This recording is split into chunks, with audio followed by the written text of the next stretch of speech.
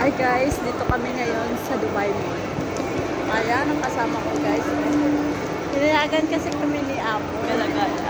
Galagala. Kasi si Amo tulog.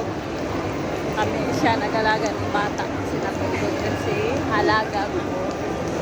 Ayan. Dito kami guys. Pasyal.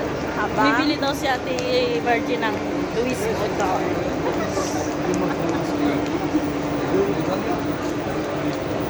hindi namin alam dito guys. Pero itry namin. Pagdaligaw. Pag maligaw kami, hindi namin alam kung saan kami pupunta. Enjoy! Enjoy kami kayo may kasama ko guys. Dito. Magtingin kami sa aquarium, guys. Ayan, dami na.